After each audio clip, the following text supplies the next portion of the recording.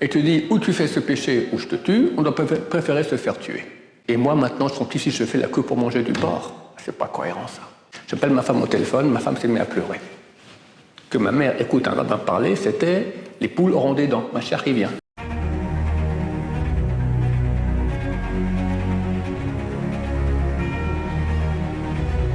Ce jour est dédié pour l'élection de l'âme de Tirza Batler, Zichron Levracha. La question de Zacharie. Est-ce que vous pouvez nous parler un peu de la profanation du nom divin? Profanation du nom divin, Chilul Hashem. Kiddush Hashem, Chilul Hashem. Il y a une très très grande mitzvah de sanctifier le nom de Dieu. Et parallèlement, un très grand péché de comment tu as dit? Profaner le nom de Dieu. Le peuple juif a été choisi aujourd'hui de Sivan. Vous serez un peuple parmi les peuples, un peuple de prêtres, ils ont traduit. C'est pas Kohanim, c'est mal traduit. Un peuple de seigneurs. Kohen, c'est un seigneur. Goy Kadosh, un peuple saint. Le peuple juif, il a un but sur terre. Or la Goïm, lumière pour les peuples. On est censé montrer l'exemple et diffuser le message de Dieu sur terre.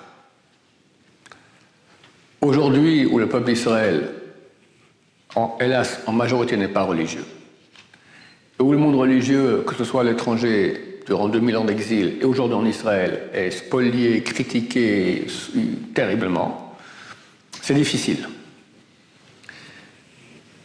Mais néanmoins, les peuples savent que nous sommes le peuple de la Torah. Et donc, on est quelque part la carte visite d'Hachem. Même dans le mot juif, d'accord, Yehudi, c'est le nom de Dieu. Les trois premières lettres, Yud et puis He et puis Vav, sont les trois premières lettres du nom de Dieu. Puis après, le Di, tu mets le Yud dans le Dal, ça fait He, ça fait Yud Kevavke. D'accord? Parce qu'on vient de travailler de Yehuda. Yehuda, dans le mot Yehuda, c'est les quatre lettres du nom de Dieu. Yehuda aussi. Le Dalet, c'est pour dire que la dernière lettre, elle est loin, quoi. C'est la Shrina qui est en exil. Comme on dit dans la prière, Vet Shimcha Gadol Vakadosh Alenu Karata, la prière de Yom Tov et des Yamim Noraim, on dit parce que ton saint et grand nom, tu l'as appelé sur nous. Donc on porte le nom de Dieu. Dès lors, quand un juif fait un acte qui va profaner le nom de Dieu, c'est extrêmement grave, parce que tu tâches Hachem. Un point tel, c'est écrit que les péchés, pour les réparer, il y a différents moyens. Quelqu'un a transgressé une loi positive, alors s'il fait tchouva, ça veut dire je reconnais, je regrette, et je pense moi de ne plus le faire, de plus ne pas faire la loi positive, de la faire comme il faut bien. Sur place, son péché est effacé. Il a transgressé une loi négative, la Torah, ne pas manger du porc, il a porté du châtenaise, des choses comme ça. Là, il faut deux choses, il faut tchouva et Yom Kippour.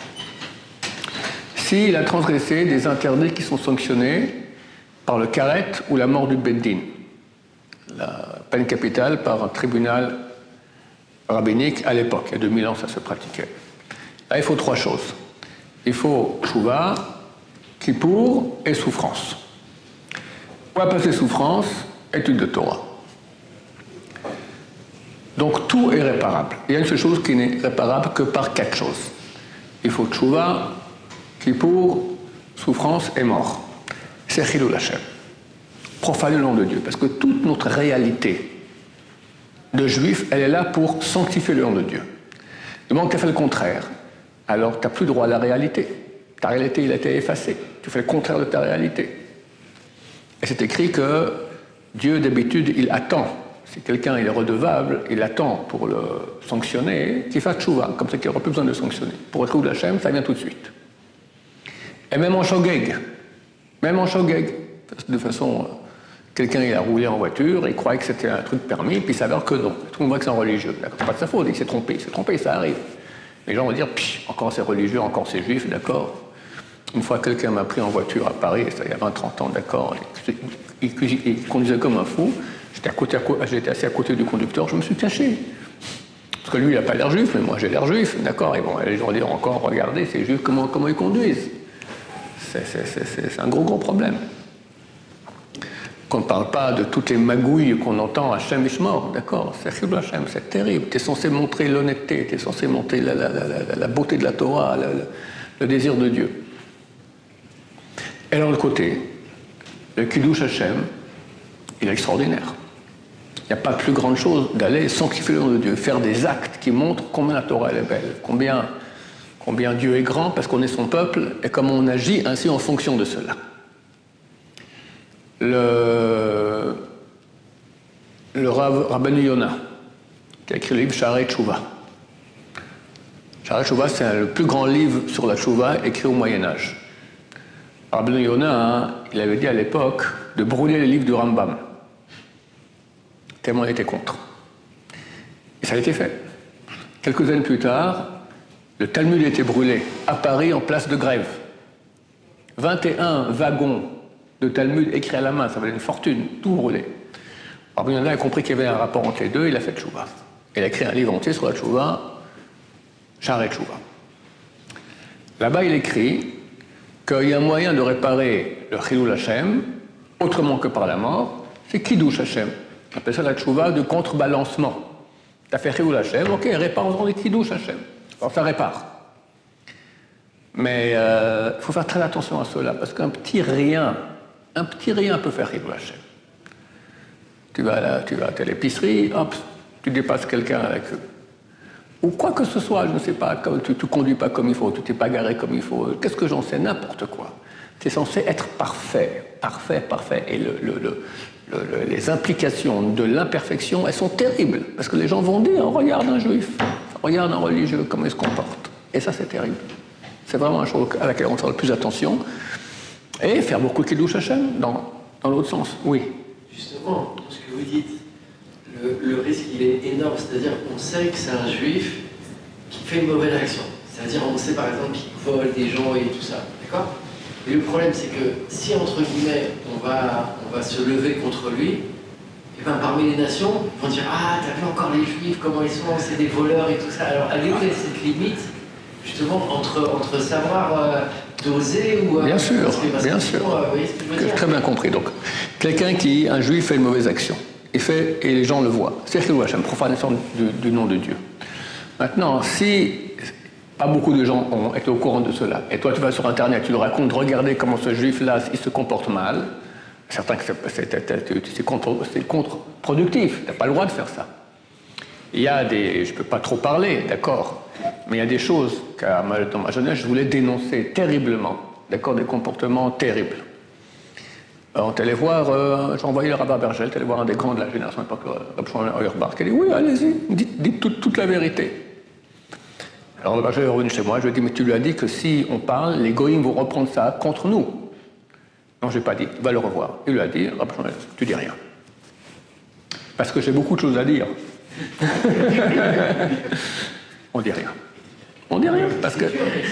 Ok, mais on t'a pas dit... Ok, alors, ok. Quelque part, on nourrit les mauvaises choses et en fait, on les fait continuer. Non, mais ce que tu dois faire, c'est aller voir les personnes qui ont fait les choses mauvaises, leur parler à eux. Par exemple, de faire une pub sur Internet, sur quelqu'un, voilà, d'accord, inutile. Voilà, moi-même j'ai parlé, j'ai dit quelques mots maintenant de trucs qui se passent, et c'est limite, tu as vu, j'aurais pu parler énormément sur beaucoup de choses qui se font. J'ai pas parlé, justement pour ça. Mais je crois que dans les lois du Rambam, il y a le fait de justement de faire le reproche à la personne en privé, oui. Et une fois que justement toutes ces personnes-là n'acceptent pas en privé, ça peut passer au niveau public quand c'est justement un Chilul Hashem. Quand c'est en public, pour que les gens fassent pression sur lui, pour qu'il arrête. Mais si maintenant, en parlant, ça va faire le Chilul Hashem, il ne faut pas parler. Il ne faut pas parler, c'est clair. C'est trop grave le Chilul Hashem. Beaucoup trop grave. Maintenant, il faut savoir, beaucoup de gens ne le savent pas, qu'il y a 3 types de Chilul Hashem. Et parallèlement, 4 types de Kiddush Hashem. Alors, le Kiddush Hashem dont on a parlé maintenant, tu fais un acte qui est interdit d'après la Torah, ou qui est contre le désir de Dieu, et tu le fais en public. Et les gens se disent, regardez comment se comportent ces juifs. Attention, si tu fais un acte qui est comme Dieu le désire, oui, mais les gens vont venir regarder comment se comporte ce juif, ce religieux, là tu as fait Kiddush Hashem. Par exemple, une soirée mondaine, d'accord, et vient madame, Rav Shaya, extraordinaire, machin, tout ça. Bonjour madame, merci beaucoup infiniment, d'accord, mais serrez-moi la main. Non, vous savez, vous êtes charmante tellement que ça, je vous fais comme ça, d'accord. En 2 mots, je ne lui serre pas la main. Elle dit, psh, vous êtes encore fait partie de ces religieux moyenâgeux, romanistes, fanatiques, intégristes, ultra hyper orthodoxes, d'accord. J'ai fait Kiddush Hashem, j'ai sanctifié le nom de Dieu. D'ailleurs, une fois, c'était arrivé, le Rav Yosef, il a reçu un prix. Un prix, à l'époque, il était encore jeune, tout ça, de plus grand. Et il va recevoir le prix, puis il y avait toutes les grosses huiles politiques là-bas. Alors, la dame lui donne le prix et elle lui serre la main. Et lui, il fait comme ça. Bon, ok. Après, il passe, il serre la main. Il arrive, c'était Rabin, le président de l'État. Alors, Rabin lui serre la main, Rabin lui fait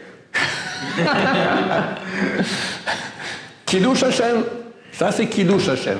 Parce qu'on n'a rien à faire de ce que les gens réagissent. Non, on doit faire par rapport à Dieu, ce que la Torah dit. D'accord? Ça, c'est le premier Chilul Hashem. Deuxième type de Chilul Hashem, quand quelqu'un va faire un acte, même tout seul, personne ne le voit, qui profane la parole de Dieu.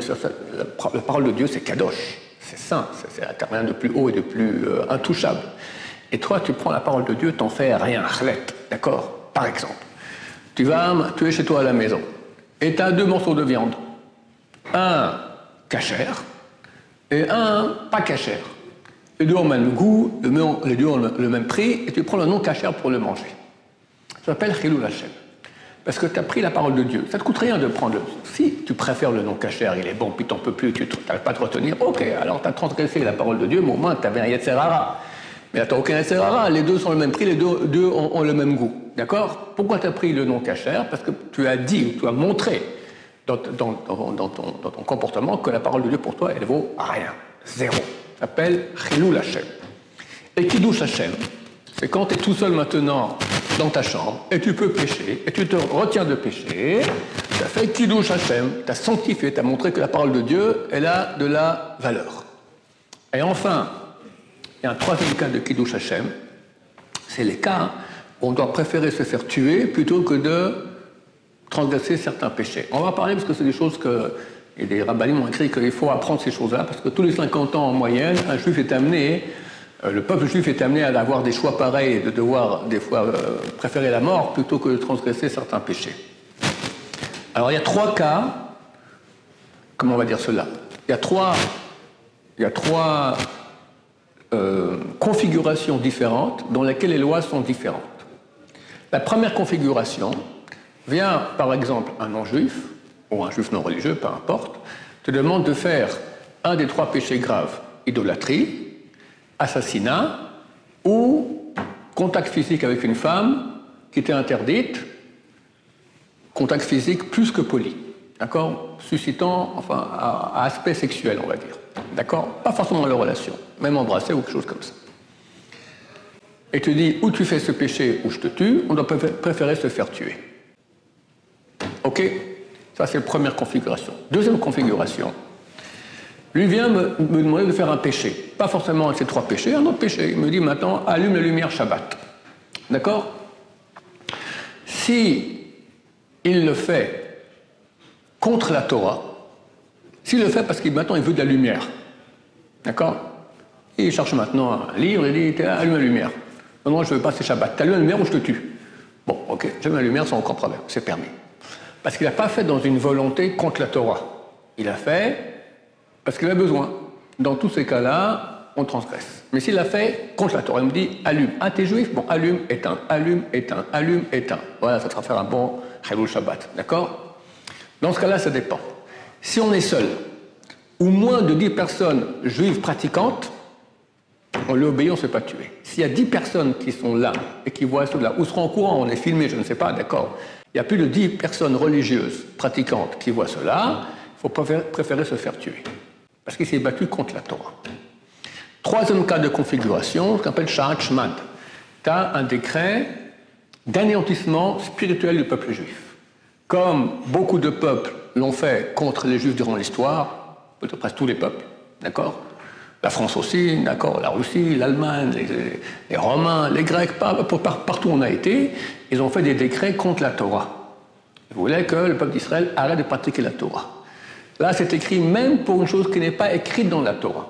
Même pas une loi des sages d'Israël. C'est marqué Erakta de Mesana, c'est dans l'araméen un lacet de chaussures. À l'époque, les Juifs portaient des lacets différents que les Goïms. Et le Goï te dit, tu portes maintenant un lacet comme un Goï, pas comme un Juif, il faut se faire tuer. Ça, c'est s'il y a un décret, pas d'anéantissement physique. Si on vient maintenant nous tuer, alors ok, c'est autre chose. Mais si on vient maintenant nous laisser vivants, mais on veut que, ou les deux, comme les nazis par exemple. Les nazis, il y avait et un anéantissement physique, il y avait aussi un anéantissement spirituel, ils ne voulaient pas qu'on pratique. On peut dire le... Pardon ? Par exemple, les écoles dans les pays qui nous interdisent de, par exemple, porter la kippa au nom de la laïcité, ça rentre dedans ou... Parce que c'est pas vraiment un anéantissement, mais c'est... Si que les Juifs, si toutes les religions sont touchées, alors c'est pas contre le peuple juif, ça va. Si c'est contre le peuple juif, alors ça va pas. D'accord ? Il y a en Israël aujourd'hui un grand, un peu plus mouvement de tchouva. Un des grands instigateurs de ce mouvement, c'est un homme que j'ai connu. À l'époque, il m'a même formé pour une certaine conférence. Je crois qu'il est encore vivant, il s'appelait Shalom Serbernik. C'était un grand nom religieux, une grosse tête. Il était candidat au prix Nobel de chimie. Comment il gagnait son argent? Il faisait des matchs d'échecs. Mais il est dans les clubs, il faisait plusieurs matchs en même temps, d'accord? Tellement il était bon. Et comme ça, il gagnait de l'argent, etc. Il était non religieux. Et un jour, il faisait la queue pour manger du porc. Et à l'époque, il n'y avait pas beaucoup de boucheries, Baruch Hashem, en Israël qui vendaient du porc. Il faisait la queue, donc il y avait une grande queue. Après, il a pensé à son grand-père. Il s'est rappelé comment son grand-père est mort durant la Shoah.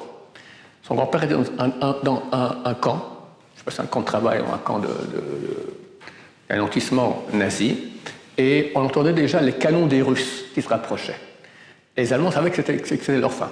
Alors ils sont sortis avec des ciseaux, et ils ont pris quelques juifs religieux avec leur barbe, et ils ont dit, vous coupez les barbes, vous coupez les péotes. Et lui, il s'est dit, Shachmad. C'est permis de couper la barbe. Avec ciseaux, péotes aussi, c'est complètement permis. Il dit pourquoi ils le font?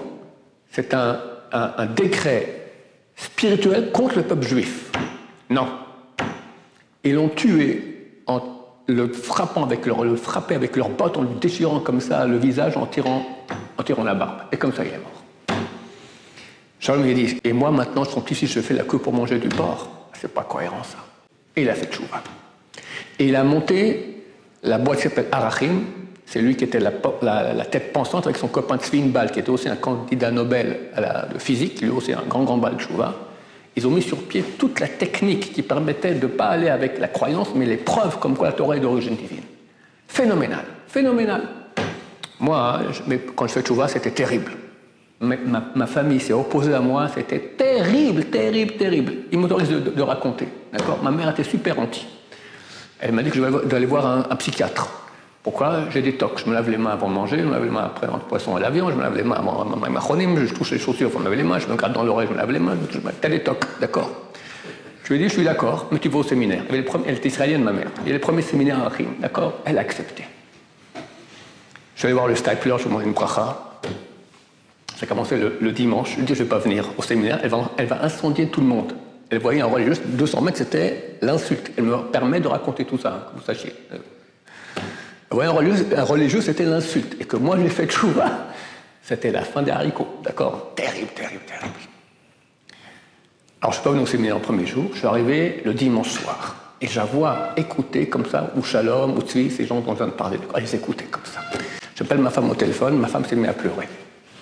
Que ma mère écoute un rabbin parler, c'était les poules auront des dents. Ma chère, il vient. Je veux dire, c'est pas possible, d'accord? C'était dimanche. Ça durait à l'époque. Nous, on faisait des séminaires, on a réussi à faire des séminaires de 2 jours. Mais à l'époque, c'était une semaine entière. Mercredi, elle éclate en sanglots, ma mère. Elle pleure près de 48 heures non-stop. Elle a fait une chouva totale. Perruque, foulard, tout ce que tu veux, la totale, Baruch Hashem.